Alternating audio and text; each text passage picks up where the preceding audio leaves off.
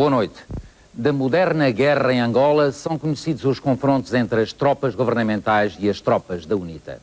No entanto, os mais mortíferos combates que ensanguentam a terra angolana neste momento são agora travados entre angolanos e cabindenses. Pela primeira vez, uma equipa de reportagem pôde acompanhar os guerrilheiros da FLECFAC e dar a conhecer ao mundo a mais esquecida guerra que há 20 anos se trava no teatro africano. Para Luanda, Cabinda é nossa. Para os cabindenses, o slogan vale o que valia o discurso salazarista: Angola é nossa. As condições para o confronto estão assim criadas, com Luanda a enviar milhares de soldados para Cabinda e os cabindenses a responder com o já velho e tradicional independência ou morte. A reportagem é sobre uma guerra que se fala em português e para a qual os cabindenses pedem a arbitragem de Portugal. Cabinda, independência ou morte, uma reportagem do jornalista José Manuel Silva.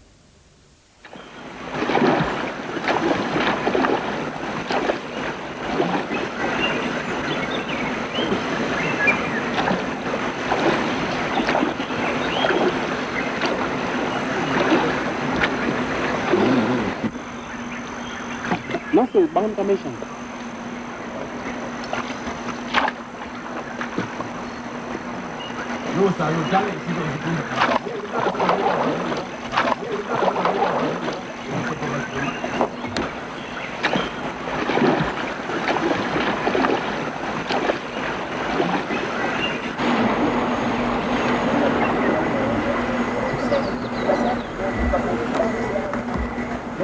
A mata do Mayombe, em Cabinda, uma das maiores florestas virgens da África, esconde uma guerra.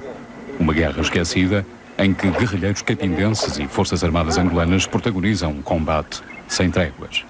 Já lá vão 22 anos, o tempo que passou desde que os portugueses descolonizaram os territórios ultramarinos.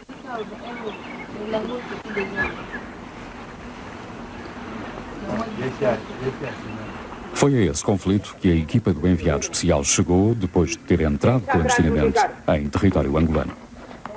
À sua espera estavam militares e civis da FLECFAC, a Frente de Libertação do Enclave de Cabinda. Eram eles que iam acompanhar os jornalistas até às zonas libertadas, localizadas no coração da mata, algures no interior do norte de Cabinda. A partir dali, todas as deslocações passavam a fazer-se a pé, através dos trilhos apertados, rasgados na floresta densa, onde o sol dificilmente penetra. A mata do Mayombe é um gigantesco labirinto selvagem, fascinante e assustador. E, ao mesmo tempo, serve de fortaleza a um pequeno grupo de guerrilheiros que persiste em combater contra um dos mais poderosos exércitos da África Austral. Decididos, unidos, marchamos no combate para a soberania, levando erguida no véu uma estrela que nos conduz até a vitória final. Pela pátria, pelo povo, jamais esqueceremos os heróis desta luta.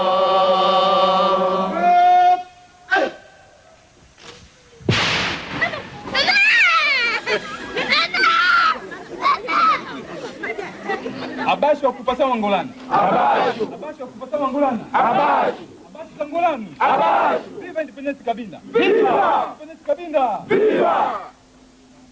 Precisa de se evoluir em todos os domínios. Mas enquanto o nosso território continuar invadido, não teremos possibilidades para uma educação própria e uma formação própria. A celebração do Dia da Juventude Cabindense tinha sido o palco escolhido para receber os jornalistas. Pouco importava se a data já tinha passado. O importante era aproveitar a oportunidade para fazer passar a mensagem da FLECFAC. E, para isso, a máquina de propaganda do movimento não poupava esforços.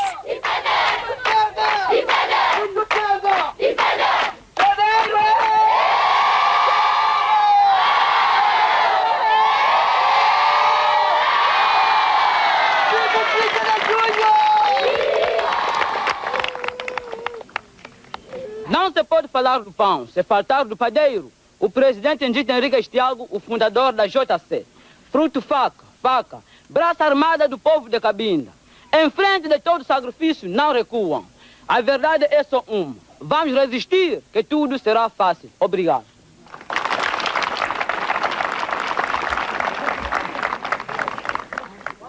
Viva o pioneiro Cabindés! Viva! Viva a FLECFACA! Viva! Viva a JC! Viva! Viva o incansável presidente Edith Henrique Thiago! Viva! Viva o 30 de junho! Viva! O movimento liderado por Necita Henriques Thiago, que vive exilado em Paris, tem as suas origens na década de 60. É desde então que se batem pela independência do território, que tem pouco mais de 7.000 km² e está situado na África Central, entre o Congo, o Zaire e o Oceano Atlântico. O petróleo é a sua principal riqueza. Inicialmente agiram de forma pacífica e mais tarde, já na década de 70, com a descolonização e a independência de Angola, enverdaram pela luta armada. A FLECFAC, durante estes anos, deu origem a diferentes fações que não se têm entendido quanto à solução que defendem para o território. Aquele movimento parece ser, contudo, o mais radical nas suas posições. Uma independência total e imediata e sem qualquer condição vis-à-vis de Angola ou de qualquer país que possa vir a fazer o mesmo que os angolanos fazem, invadir militarmente o território de Cabinda. Em defesa da independência, invocam a separação geográfica entre Cabinda e o restante território angolano e, por outro lado, o facto da ocupação portuguesa de Cabinda ter resultado de um tratado assinado em 1885, o Tratado de Simulambuco, várias vezes celebrado com a presença de altos responsáveis portugueses. Cabinda tornava-se assim um protetorado português e fugia à cobiça de outros Estados. Isso não impediu que Portugal adotasse desde muito cedo uma política de integração de Cabinda em Angola, o que contrariava a Constituição portuguesa, que identificava Cabinda como um território independente de Angola. Depois do 25 de Abril, na sequência de rumores que apontavam para o interesse do Gabão e do Zaire sobre aquele enclave, tropas do MPLA, com a ajuda de forças estrangeiras, invadiram Cabinda.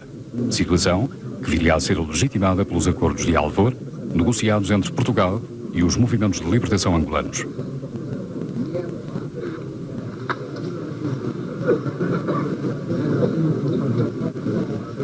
Artigo 3º. Angola constitui uma entidade una e indivisível nos seus limites geográficos e políticos atuais e, neste contexto, Cabinda é parte integrante e inalienável do território angolano.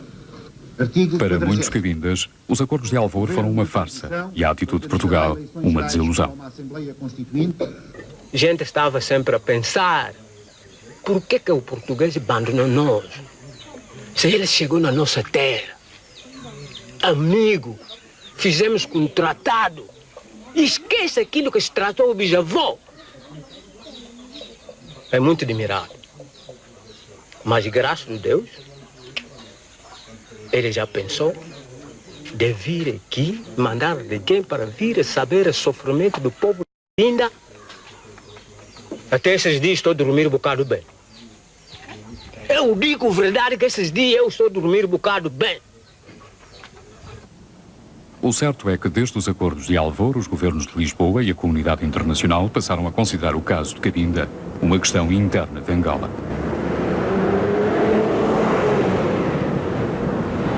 No centro de todo este processo de disputa daquele território está o petróleo. 400 mil barris por dia, a principal fonte de receitas do Estado angolano. Apesar das inúmeras promessas de Luanda, o enclave praticamente não tem beneficiado da exploração do petróleo. É neste contexto que a FLECFAC, mais de 20 anos depois da descolonização, continua a reclamar a intervenção do governo português. O povo de Cabinda, até cá, sente-se sob o antigo regime de protetorado. Ainda se afirmam protetorado português até cá. Porque os angolanos são invasores, conforme eu expliquei. Os angolanos vieram em Cabinda através de um golpe militar em 74. Ora, até cá, neste preciso momento, o povo de Cabinda, tem solicitado que Portugal, o governo português, possa advogar sobre o problema de Cabinda, possa até apresentá-lo às Nações Unidas É Portugal que deve dizer a verdade. Primeiro, que deve assumir as suas responsabilidades históricas, reconhecer os erros cometidos e depois, então, levantar o problema de Cabinda conforme levanta o problema de Timor-Leste. Para garantir que o espírito do protetorado se mantém, os mais velhos ainda cantam a portuguesa. As armas, pela pátria lutar, contra os canhões marchar, marchar. Apesar das conveniências políticas da aproximação da FLECFAC a Portugal, o certo é que nas escolas se aprende a língua portuguesa e todas as restantes disciplinas são ensinadas em português. Mais de 3.000 crianças e jovens frequentam as escolas improvisadas na mata. A par do português, estudam disciplinas como a história, a geografia, a física e a matemática. A escolaridade abrange o ensino primário e secundário, mas são poucos os alunos que conseguem concluir os estudos sem interrupções. A guerra a isso obriga. Por quê? Não. Porque a expressão inteligente é um adjetivo? É um adjetivo qualificativo. Está a qualificar a qualidade do João? João. É o sintagma adjetivado. Pronto.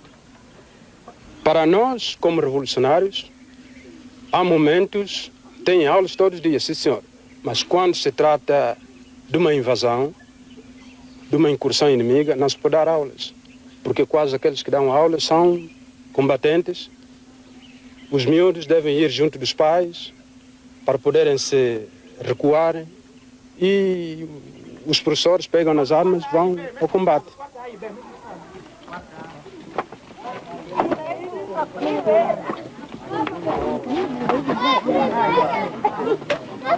Cada um vai pegar o seu caderno. Lição número 15. Tema. José Gomes é professor e guerrilheiro. A sua atividade reparte-se entre as aulas de matemática e os combates com o exército angolano. Chega a ausentar-se durante semanas ou meses da localidade onde habita. É a sua rotina desde os 18 anos, quando entrou para a guerrilha, com o objetivo de tornar Cabinda independente. 5 litros de vidro. Aqui é uma vasilha de uma lata, mas contém também 5 litros. Aqui é um bidão plástico.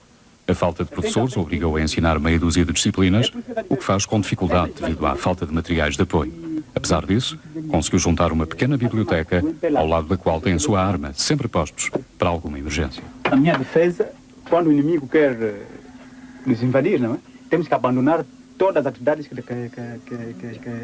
a gente tem. Todo militar é colocado à frente de combate para enfrentar o inimigo. Inteligente. A falta de tudo reflete-se na qualidade do ensino e, ao mesmo tempo, exige uma gestão muito especial dos recursos disponíveis. A escassez de quadros, por exemplo, obriga a que sejam transportados para servir em diferentes classes. Os cadernos, os lápis e as canetas são objetos raros. Os livros são só para os professores e muitos deles têm mais de 10 anos. A economia da guerra não permite mais e, por outro lado, segundo os responsáveis da FLECFAC, não há apoios do exterior. O emissor. Quantas dificuldades são enormes. São enormes porque nós, em princípio, sofremos de um abandono dos portugueses. E quando se trata do abandono, quer dizer que a miséria é o mundo. E então, quando se refere das escolas, o aluno não pode estudar sem livros. O professor não pode ensinar sem livros. Porque toda uma orientação do professor parte do livro. Os livros teríamos que receber do coisa de Portugal. Mas Portugal nunca se lembrou de uma ajuda para essas crianças. Nas áreas de influência da guerrilha, calcula-se que habitem mais de 5.000 pessoas. Vivem principalmente das suas lavras: o milho, o feijão, a mandioca, o café e a banana. O que a terra não dá, vem do Congo e do Zaire, assim como o vestuário, o calçado e tantos outros produtos. Um governo provisório assegura uma gestão precária dos diferentes setores da vida das comunidades. Sobrevive-se com muitas dificuldades para continuar a fazer a revolução.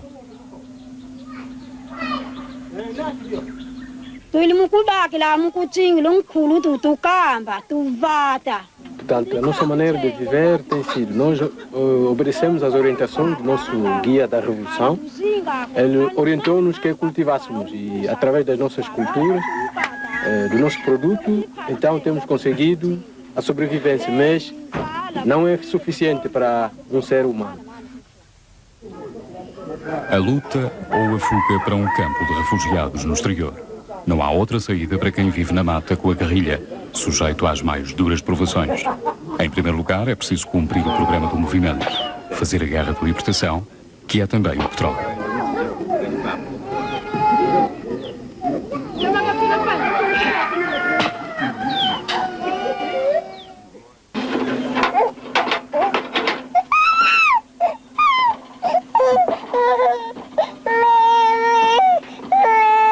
A saúde é uma das áreas em que a guerra e a pobreza têm efeitos mais dramáticos.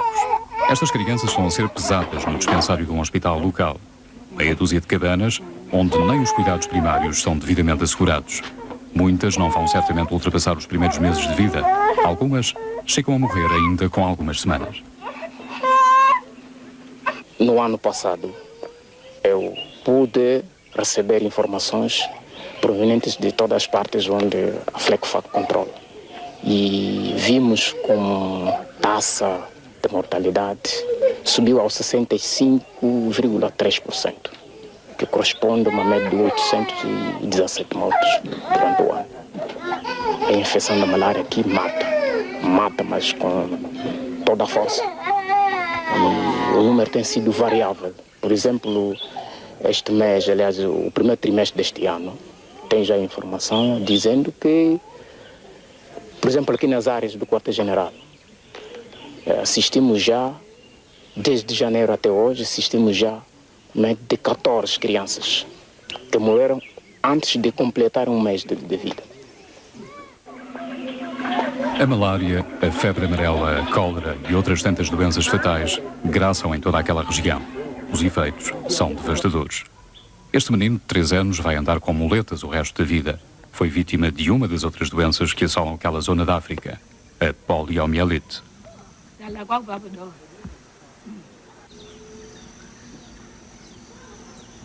Contra isto, pouco ou nada se pode fazer.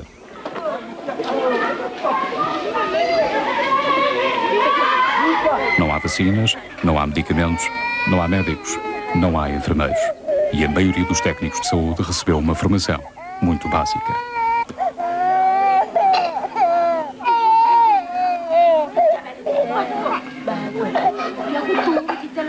As nossas principais carências, elas são várias. No plano de formação técnica profissional, mesmo a aquisição de medicamentos é sempre difícil mesmo. E é por isso mesmo que não conseguimos resolver certos casos aqui. Somos obrigados a evacuá-los para Congo ou Zaire.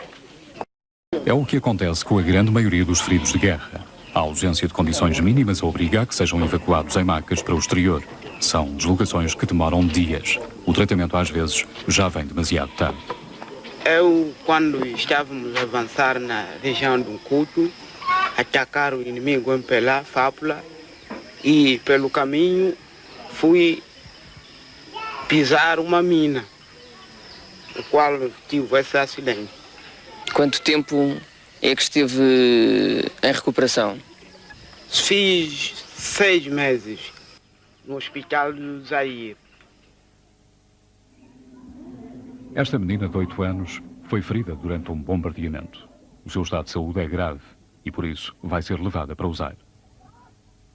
Segundo a FLECFAC, as Forças Armadas angolanas tinham desencadeado durante o mês de junho uma grande ofensiva na região do Nkutu, que envolveu mais de 5.000 homens e armamento pesado. Após essa operação militar de grande envergadura, os responsáveis em Luanda afirmaram ter destruído o quartel-general daquele movimento. Para desmentir que tal tivesse acontecido, os jornalistas foram conduzidos a um aquartelamento identificado como Estado-Maior-Geral. Aí estavam alguns dos principais chefes militares, entre os quais o chefe do Estado-Maior.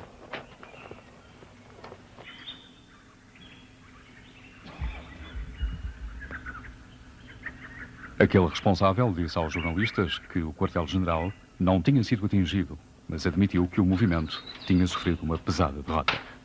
Estamos colocados numa situação difícil, uma ofensiva de grande envergadura, até que culminou, portanto, a recuperação ou recapturação da vila de Uncuto, que estava sob controle das forças revolucionárias desde 13 anos e meio. E quantas baixas houve nesses confrontos? Bom, baixas aproximadamente desde lá até hoje, podemos contar com uma média de 300 baixas de um lado e do outro, mas que o povo é, portanto, a parte mais vítima nesses confrontos.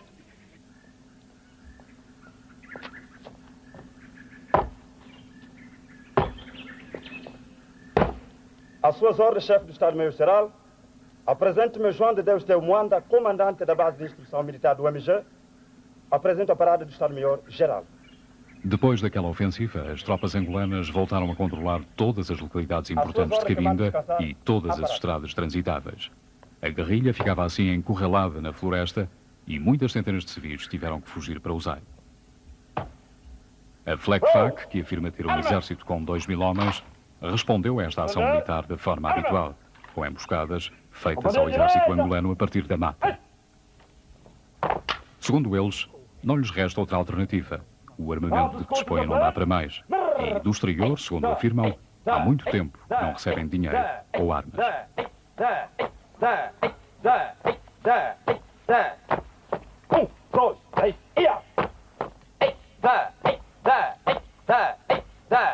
Bom, no início tivemos uma ajuda vinda de Gabão, mas muito mais tarde, em 75, tivemos uma ajuda pelo Zaire e desde lá até hoje nunca mais tivemos outra ajuda. Para além das armas ligeiras, muitas de fabrico russo, a guerrilha dispõe ainda de minas e algum armamento pesado, como morteiros de 82 mm, metralhadoras MAG e lança-granadas. Segundo a FLECFAC, tudo aquilo foi capturado às Forças Armadas angolanas.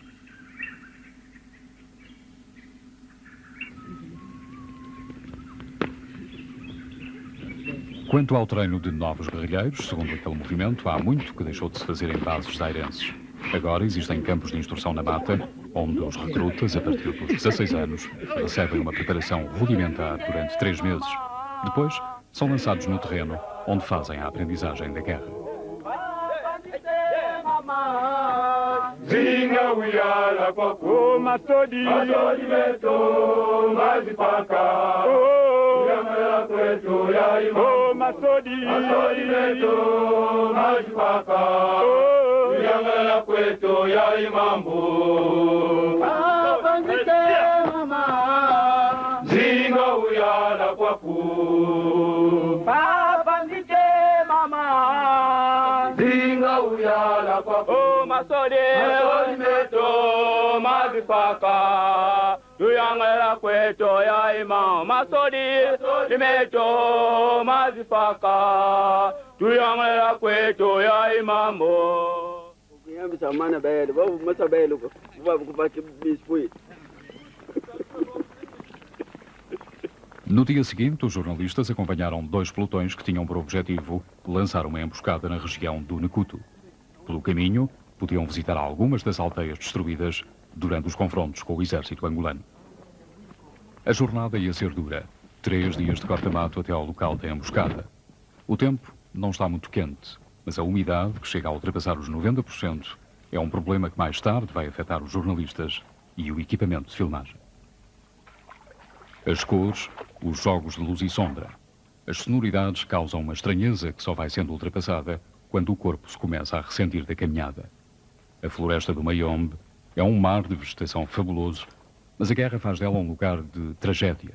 Uma tragédia sem um fim anunciado.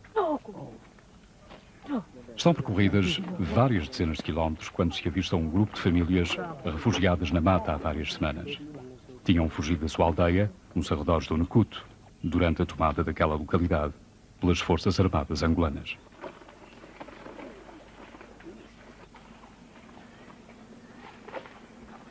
Está aqui as bombas presentes, onde o inimigo, 2.900 militares do MPLA, que estão para invadir o povo de Cabinda, no Necuto. e a população está dispersa. Eu estou aqui presente. Escapei-me de morrer. A bomba caiu, atingiu mesmo onde eu estive. Houve muitas baixas. Até as crianças hoje se encontram nos Zaire baixos. Muitos atingiram. A população.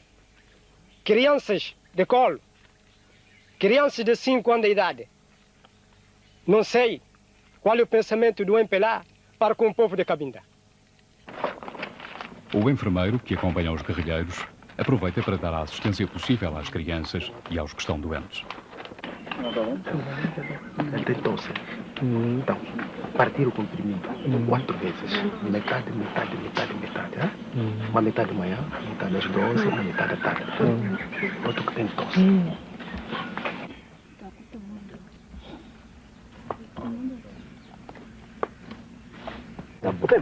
À falta de medicamentos, usam-se receitas tradicionais.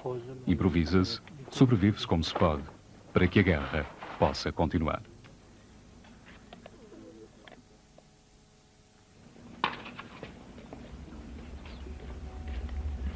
Várias horas depois, avista-se a primeira aldeia, abandonada e destruída. Ali viviam mais de 30 famílias que fugiram pouco antes dos confrontos entre a guerrilha e o exército angolano.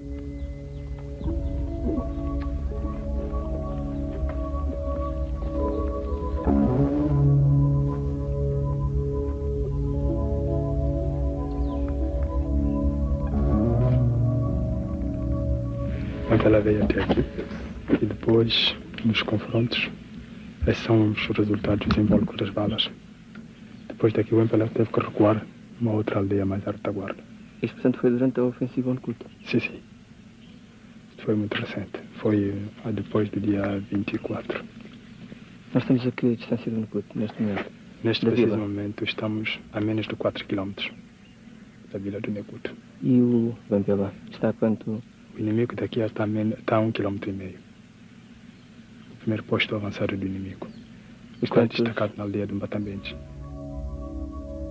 Mais à frente, na aldeia de Cungubutuna, onde viviam 150 pessoas, o cenário desolador repetia-se.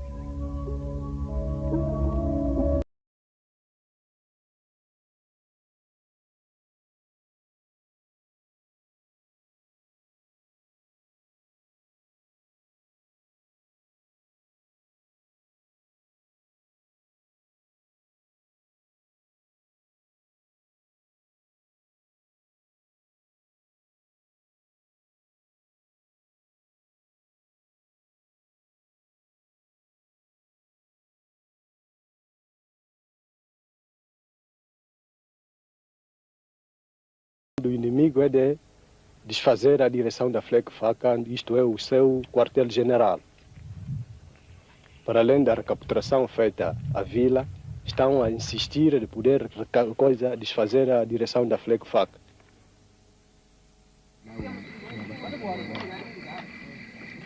O momento da emboscada aproximava-se. Aquela seria a última noite antes da operação. Os homens aproveitam para comer a sua ração de combate à base de conservas e frutas tropicais.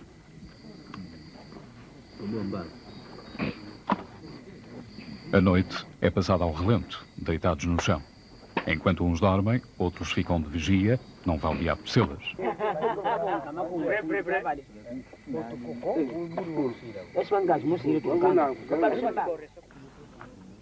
Por volta das 6 da manhã, já se retomou a caminhada para atingir o local escolhido à emboscada.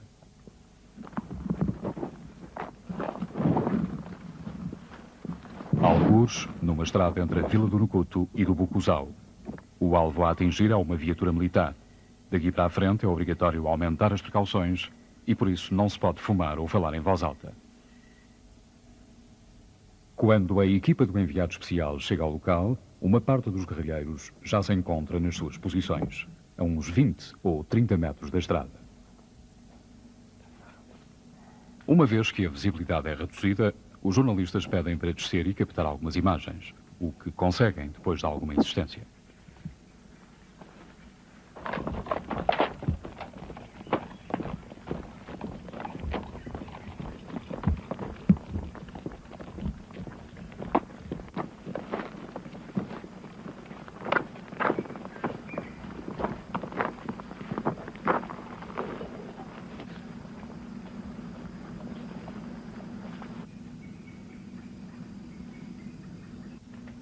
De volta ao mato, tomam posição junto do grupo que vai fazer fogo. Antes, passam algumas viaturas com civis. E só uma hora depois, aparece a viatura com militares do exército angolano. As rajadas de metralhadora não se fazem esperar.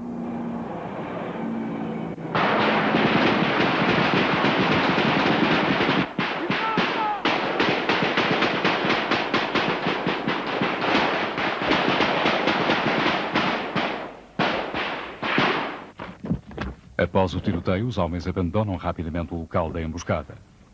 Segundo informações que não podemos confirmar, a viatura não tinha sido imobilizada, mas teria havido 2 ou 3 vítimas. Mais tarde, fontes de Luanda denunciavam a ocorrência de vários ataques a viaturas naquele período e ameaçavam interromper as negociações com a FLECFAC.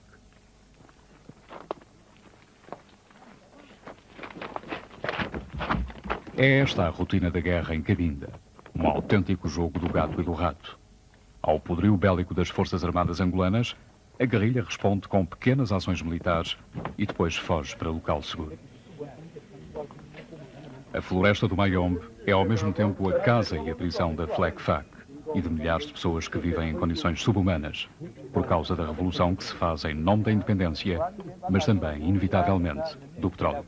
A FLECFAC não faz esta luta por causa do petróleo?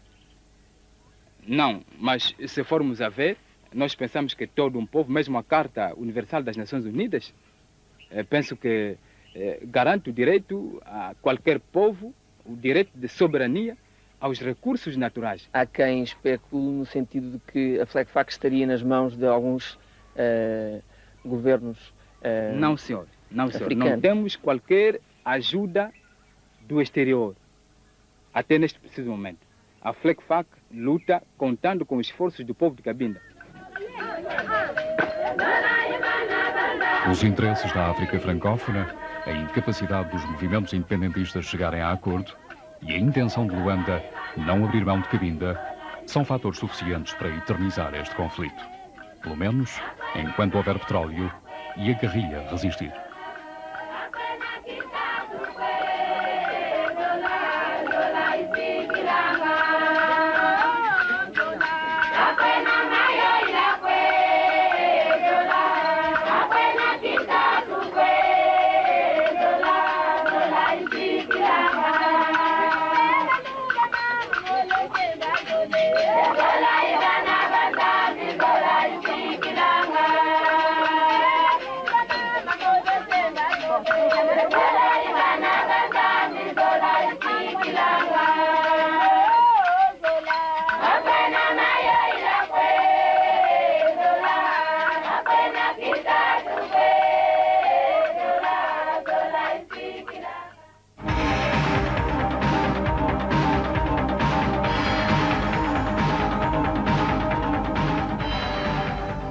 Manuel Silva, boa noite.